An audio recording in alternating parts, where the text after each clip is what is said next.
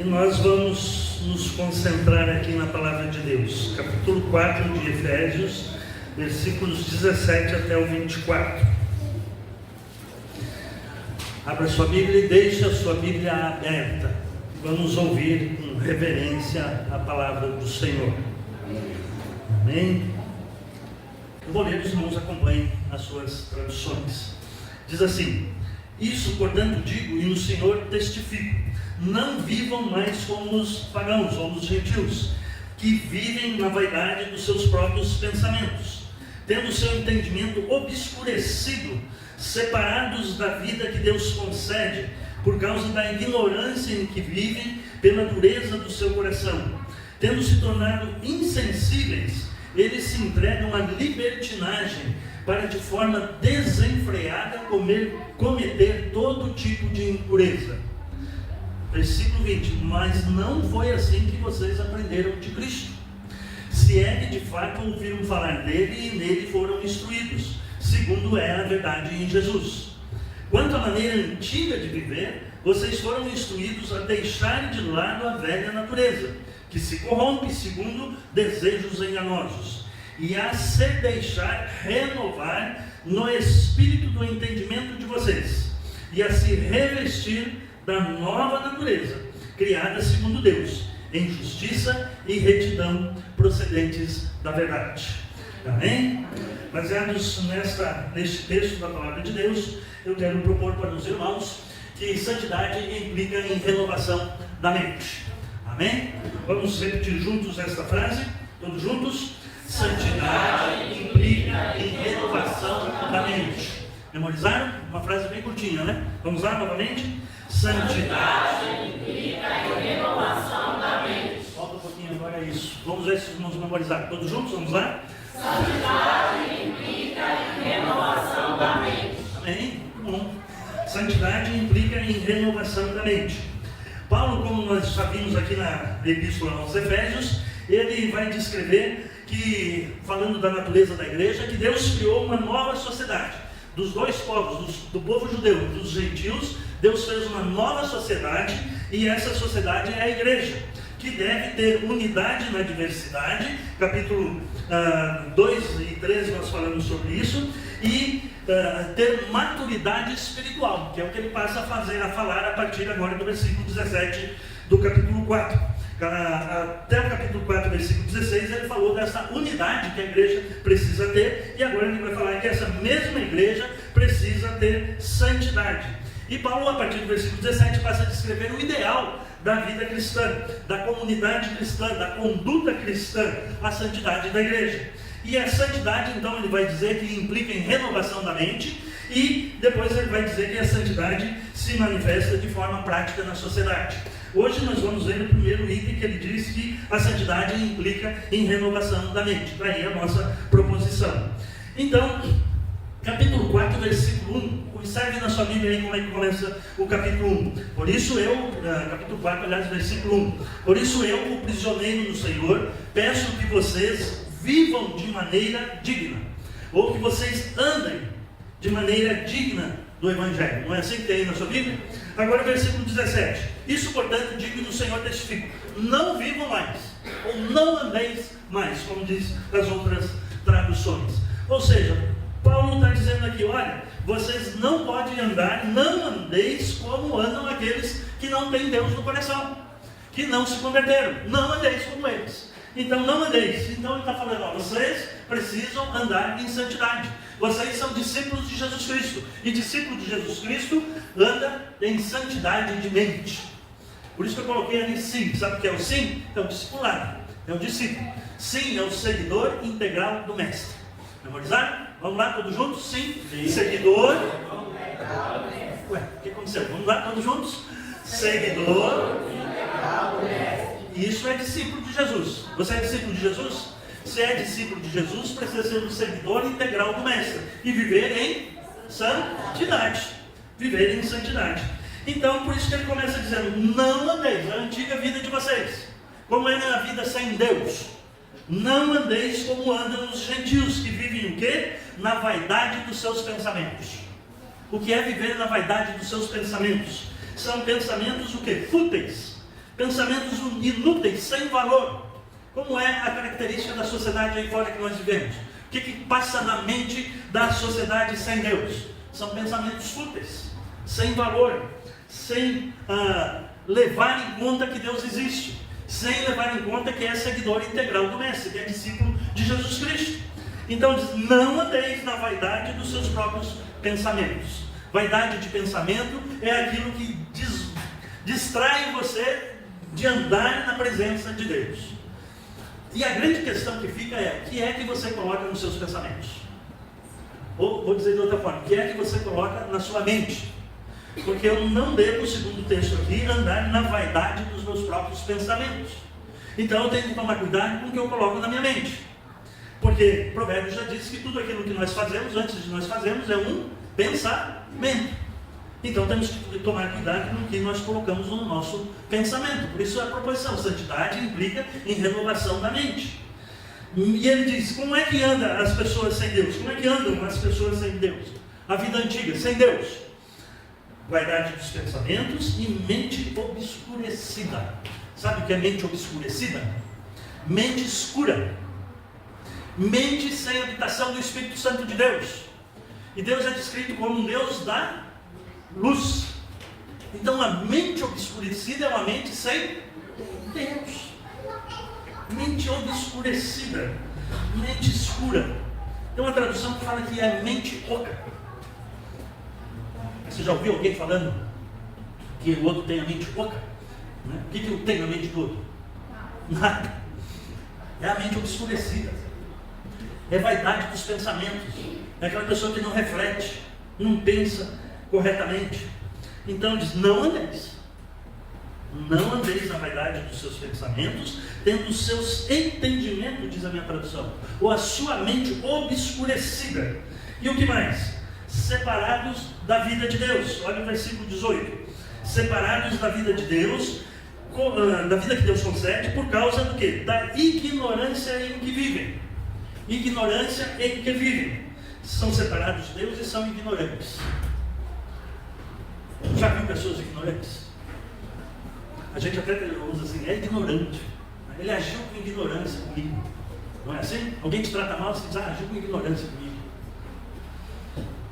Quando nós, a nossa mente é obscurecida, não tem Deus para iluminar, nós somos ignorantes. E agimos com ignorância. No sentido de não compreender o outro. E de ser ignorante de não conhecer Deus também. Principalmente é o que o texto diz aqui. Duros de coração, teimosos, cabeça dura. Alguém já te chamou de cabeça dura? Percebe? Insensíveis, diz o texto.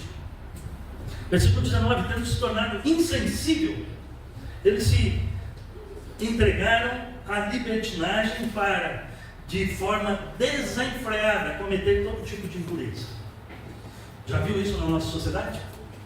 De forma desenfreada, são devassos e perderam toda a vergonha. Impuros, indecentes, diz outra tradução. Capítulo 1 de Romanos vai falar disso, que Deus os entregou à sua própria ignorância mesmo, a seus próprios desejos, para que desenfreados cometam toda sorte de impurezas. Assim é a vida sem Deus, é a antiga vida que os crentes de Efésios tinham. Sem Deus, impuros, indecentes. O que mais? Agora Paulo diz, vocês, versículo 20, mas não foi assim que vocês aprenderam de Cristo. Não foi assim que vocês aprenderam de Cristo. Então, andeis. Não andeis, agora, andeis. Como é que você deve andar? Como é que você deve viver? Como é que eu devo viver? Primeiro eu preciso aprender de Cristo. Ser um sim. Que é o sim? Seguidor integral do Mestre. Eu tenho que aprender de Cristo. Ser um seguidor integral do Mestre. Quem o seguidor integral do Mestre segue? Jesus. É o discípulo. Discipulado é isso, é aprender de Cristo todos os dias. Aprender de Cristo tomando vitamina BO todos os dias. Bíblia e oração. Vitamina BO. De manhã, de meio-dia e de noite. Para ser o quê? Um seguidor integral do Mestre. Para ser um discípulo de Jesus Cristo. Quando eu cresci no primeiro ministério, no ministério colegiado, nós éramos 3 pastores, e uma das pessoas da igreja começou a andar comigo, e eu discipulava ela, e orávamos juntos, eu ensinava a Bíblia para ela, não sei o quê. Passou um tempo, eu tinha saído já daquela igreja, indo para outra, e um dia ele me ligou para dizer: nossa, aconteceu algo muito interessante essa semana. O que foi que aconteceu? Era o pai que estava participando de uma reunião lá na igreja, e eu fiz algumas colocações lá, e um dos pastores que estava lá disse assim: isso aí é coisa do pastor Luiz Antônio. Percebe o que é um discípulo? É o seguidor integral do mestre. Já ouviram falar de Sócrates? Sim ou não? Sim. Quem não ouviu falar de Sócrates? Nunca. Até os adolescentes não ouviram. Aqueles 2 anos, ouviram falar de Sócrates? Sabe quem é Sócrates? Filósofo. Não ouviram ainda. Vamos ouvir falar na escola. Sócrates. Quantos livros Sócrates escreveu? Quem sabe? Quantos livros? Nenhum. Como é que nós ouvimos falar de Sócrates até hoje? O que Sócrates fez? Discípulos. Sócrates pegava os seus discípulos, saía caminhando pelas florestas e ensinando a filosofia socrática. Seu discípulo Platão escreveu a filosofia socrática, porque era discípulo. Já ouviram falar de Jesus Cristo? Já, né? Agora até vocês já ouviram, né? Quantos livros Jesus Cristo escreveu? Nenhum. O que Jesus fez? Discípulos. Fez seguidores integrais do mestre. Fez 12 discípulos, mesmo assim um o traiu. O que nós precisamos é sermos seguidores integrais do mestre. Porque quando Paulo descreve aqui a vida devassa que aqueles sem Deus vivem, ele diz: não foi assim que vocês aprenderam de Jesus Cristo. Vocês precisam ser discípulos de Jesus. Se ele de fato ouviu falar dele. Ouviu falar de Jesus? Se alimenta de Jesus, das palavras de Jesus? São as palavras de Jesus que estão na sua mente? Ou são os acontecimentos do último Big Brother? Eu não sei nem pronunciar isso. Percebe? Não foi assim que vocês aprenderam de Jesus Cristo. Se é que de fato ouviram falar dele, e nele foram instruídos segundo a verdade em Jesus. Quanto à antiga maneira de viver, vocês foram instruídos a deixar de lado a velha natureza, que se corrompe segundo desejos enganosos. Então, não foi assim que vocês foram instruídos. Vocês precisam ser instruídos a deixar de lado a velha natureza. Ou nas palavras de Pedro, eu coloquei aqui no capítulo 2, versículo 2: desejai ardentemente o leite da palavra de Deus, para que vocês, que através dele lhes seja dado crescimento, instrução, para viver a vida nova, a nova vida em Cristo. Então, meus irmãos, estude a palavra de Deus. Quem falou foi Spurgeon, chamado príncipe dos pregadores, um inglês do século XVII. Estuda a palavra, a Bíblia Sagrada. Para quê? Para que tua fé não esteja fundada em homens, mas no poder de Deus. Coloca a palavra de Deus na tua mente, para que a sua conduta e a sua fé não esteja fundada em homens, mas esteja fundada na palavra de Deus. Versículo 14, Paulo diz: para que não sejamos como crianças arrastadas pelas ondas e levadas de um lado para o outro por qualquer vento de doutrina, pela artimanha das pessoas, pela astúcia com que induzem ao erro. Precisa ser maduro, né? Para não ser levado, como é que diz? Não sejam como crianças, arrastados pelas ondas e levados de um lado pelo outro por qualquer vento de doutrina. Meus irmãos, nós vivemos dias em que muita gente se diz evangélica. Nessa região aqui de Goiânia, Goiás e aqui em Trindade e em todo lugar que vai, muita gente se dizendo evangélica. Nós somos hoje cerca de 22% da população brasileira que se declara evangélica. Em 1980 eram 6% apenas. Olha quanto cresceu. 40 anos nós crescemos, os evangélicos cresceram muito. 22%. 1980 era apenas 6%. A pergunta que se faz é: o que mudou na sociedade brasileira? O que mudou? Por que a nossa sociedade não é mais saudável? Pelo contrário, cada vez mais imersa nas trevas espirituais, cada vez mais tem a mente oca, vive na ignorância, com entendimentos obscurecidos, separados da vida de Deus. Porque nós somos crentes e nós somos seguidores integrais do Mestre. Nós não estudamos a palavra de Deus para que nossa fé esteja fundada em Deus. E consequentemente daí nós não praticamos a palavra de Deus. 22% da população seguindo a palavra de Deus fazia uma revolução nesse país. Aliás, os estudiosos de crescimento da igreja dizem que um povoado, uma cidade, uma nação é considerada evangelizada quando atinge 20% da população. Nós já atingimos 22%, dependendo, a fonte diz que é 30%. E qual é a diferença que nós fazemos na nossa sociedade? Qual a diferença que você faz lá no seu emprego? Qual a diferença que você faz lá na sua família? Lá na escola que você estuda? Estuda a palavra de Deus, para que a fé não esteja fundada em homens, mas no poder de Deus. Porque tem 22% de pessoas evangélicas nesse país, mas são levadas, são como crianças arrastadas pelas ondas, levadas de um lado para o outro, por qualquer vento de doutrina. Nossa fé tem que estar fundada em Jesus Cristo. E para que esteja fundada em Jesus Cristo, temos que conhecer a palavra de Deus. Fundamentar a nossa fé na palavra de Deus, não só a nossa fé, mas o nosso comportamento também, nossas atitudes diárias. E ele diz então que nós fomos instruídos a deixar de lado a velha natureza. Você sabe, né? Quando você se converte, você tem duas naturezas: natureza carnal e natureza espiritual. Sabem disso, não sabem? Sim ou não? Sim. Qual é que vai vencer? Aquela que você alimenta mais. É a história dos dois cachorrinhos. Né? Se alguém chegou para um mestre e disse: mestre, dentro de mim parece que tem dois cachorrinhos brigando, um bom e um mau, e os dois estão sempre brigando. Quem vai vencer essa briga? Aquele que você alimentar mais. Com o que você tem alimentado a sua mente? Hoje nós não podemos dizer que não temos a palavra de Deus. Na tela do celular tem a palavra de Deus, mas infelizmente nós preferimos a tela dos Facebooks e Instagrams da vida. Nós podemos usar a tela do celular para crescimento, para oração, grupos de oração, grupos de estudo da palavra. Tem muita coisa boa na internet, basta você procurar.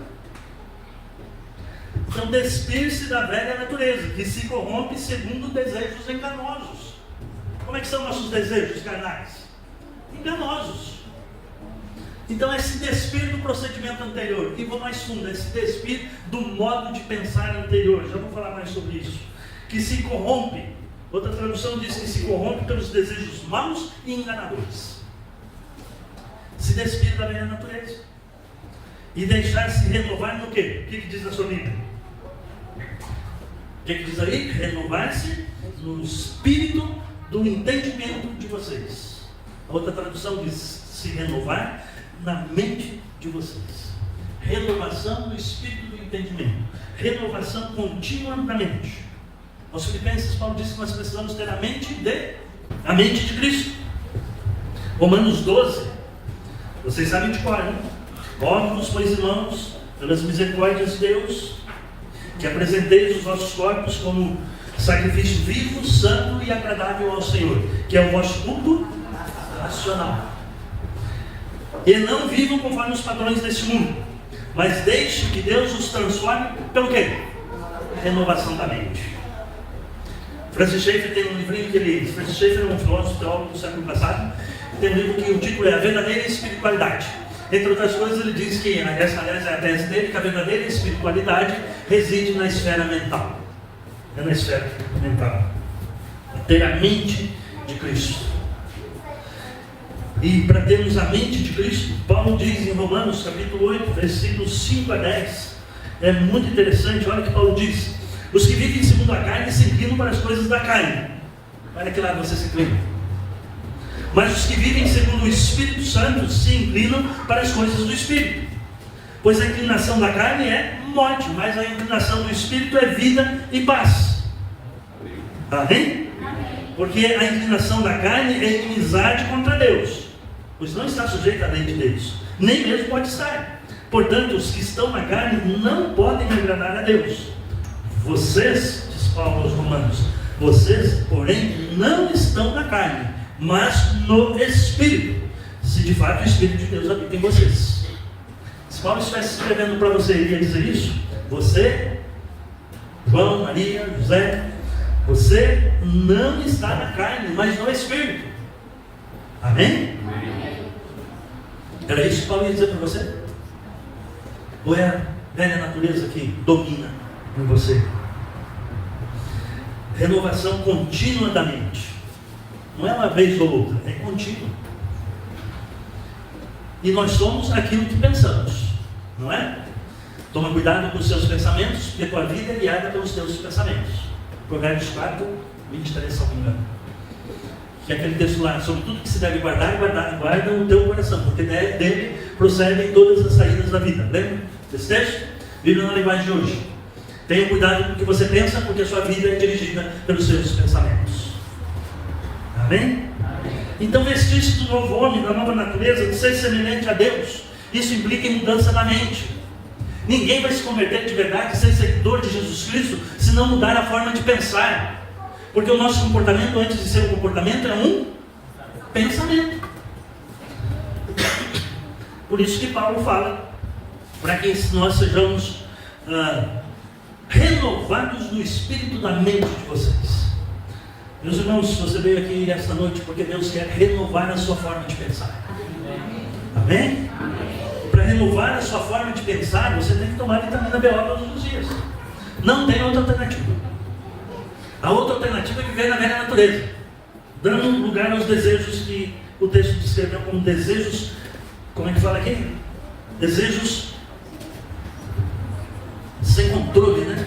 Desenfreados, de forma desenfreada, cometer todo tipo de impureza. Então é vestir-se do novo homem.